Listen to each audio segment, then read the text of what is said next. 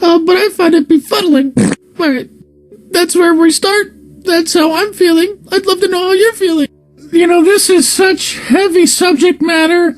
I just want to say on a lighter note, Mark, I love your kitchen. It's giving me great renovation ideas. I gotta find something positive to say because the news is so dire. Well, thank you. It seems everyone these days is reporting on the news from their kitchen with all the social distancing. But I am getting fat, though, because just 6 feet from me is a bunch of food. And I just bought one of those supersized containers of peanut butter-filled pretzels from Costco. The one benefit of working from home. All right, thank you, everybody. Happy Sunday to all of you. There's this new social media app called Pарлor getting a lot of attention because conservatives are saying they're leaving Twitter and Facebook, going off to Pарлor because they believe Parler's a safer space for them. What we're seeing is even more of a bunker mentality in right-wing media, and ultimately that's not good for the country. No, it's not good. It's a threat to democracy, that these people are in echo chambers and they're getting fed a diet of lies, essentially.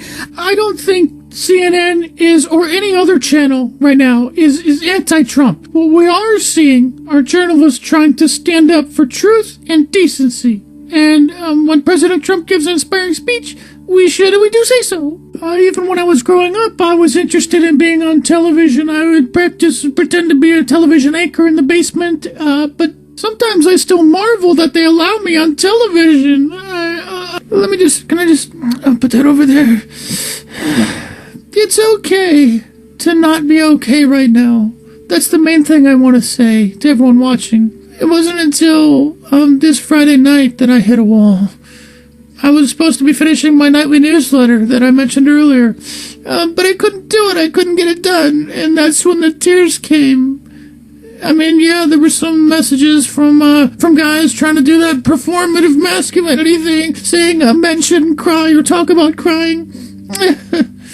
Yeah, he still seems to prefer these small fights with the press instead of focusing on the virus. And that anti-media propaganda video is an example. He started this briefing with that anti-media propaganda video, which is nothing short of disgraceful. The country is being misinformed. I think it's fair to say the country is being lied to about the small pilot program that they're implying is going to help the entire country, starting Sunday or Monday.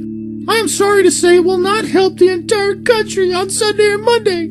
How is this going to affect Americans? Well, I think big picture, today was the day that tens of millions of Americans felt the impact of the virus for the first time. Whether it's your favorite NBA team being affected, or whether it's The View not having a studio audience. I think in some ways companies and corporations are leading the way now. They are ahead of the federal government. The president not reassuring the public tonight, labored in his breathing, struggling to get a coherent message out, but corporations are leading the way. And signaling that this is going to be an impact to our lives for the next month or 2 or 3 or more. I've been getting some grief from Sean Hannity this weekend, speaking of Fox, right? From Hannity for once suggesting that I thought Avenatti could be a serious candidate for president. So give me a media critique. Was that stupid on my part? What do you make of how Avenatti was covered by CNN and MSNBC? Despite Trump's claim, there is no evidence that Bloomberg is asking to stand on a box. And there's nothing wrong with standing on boxes. By the way, some of the candidates do that at debates so that the camera angles all make sense. And let me just say one more thing, which is this the state of the GOP? That we just sit there and we just make fun of other people? Is that what this is now? Hey, I'm Brayan Stелtera. Welcome to Reliable Sources. This hour, as the impeachment trial goes on, brand new polling from Fox News. Right now, we've spoken about this. Right-wing supporters are leaving Twitter for Pарлor, switching the channel from Fox News to Newsmax. What do you think is driving the changes we're seeing in the media landscape? Yeah, this is the giant move from 3 channels to thousands of channels, and in every interview Obama's given about his new book, he is talking about these changes in the media ecosystem that are making it harder, he says, to govern and to have a functioning democracy. I don't think anybody would want to turn back the clock 50 years and go back to a time before the internet, before mobile phones. At least most people wouldn't want to turn back the clock. But the consequence of this technology is that everybody is the member of the media, and these incendiary platforms with hyper-partisan content and lies and smears, they are able to get major traction. Obama talks about this in the interviews that are going to come out in the next few days. He is very critical of this disinformation world that now exists, But like everybody else, Pamela, he doesn't have any easy answers. He can identify the problems, then he's right about the problems, but there are no easy solutions to these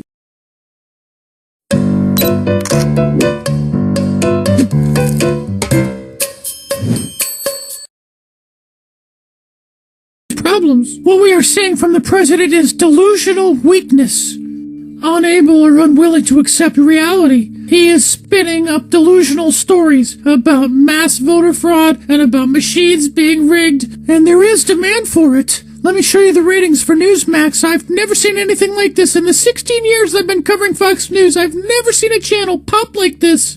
Going from, I don't know, like 100,000 viewers a day on a good day, Greg Kelly's now getting 1 million viewers a night.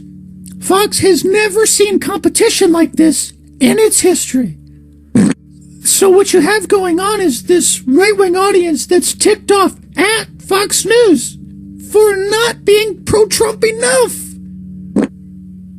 I never thought I would see it. The photos the White House has been releasing, the videos, we have to show them because they're the only evidence that we have of the president's condition, but they are propagandistic. That's unfortunately the situation we're in. And on the White House Correspondents Association is calling out the White House right now. This is the press corps, the press pool that is supposed to travel with the president at all times. They were not informed of this photo op. They were not with him when this happened. That is a grievous breach of protocol. And the association is saying, quote, "It is outrageous for the president to have left the hospital, even briefly, amid a health crisis without a protective pool present to ensure that the American people know where their president is and how he is doing. Now, more than ever, the American public deserves independent coverage of the president so they can be reliably informed about his health." That is absolutely correct. And by the way, Anna, if the president was feeling so well, why didn't he walk outside in the fresh air rather than get cooped up in that car? I mean, that's not a comfortable place for anybody to be in. As a COVID-positive patient, he could have walked out onto the lawn and waved to the public. Here is a unique way to evaluate presidents. Just look at their diets. Look at what they are consuming. I'm talking about their media diets and what those diets reveal about their leadership. He is tweeting about Newsmax and One American News more than ever before. Then he flies to Georgia and he plays a montage of clips from those Newsmax and OAN shows at his rally. A montage. It's like he wants my job. We usually make the clip reels around here. But I really shouldn't joke because there is nothing funny about this. It's getting more severe. Aaron, your review of this, you know, when you see entire media companies essentially exist to tear down Joe Biden, is there an equivalent to that on the left, tearing down Trump? There really isn't.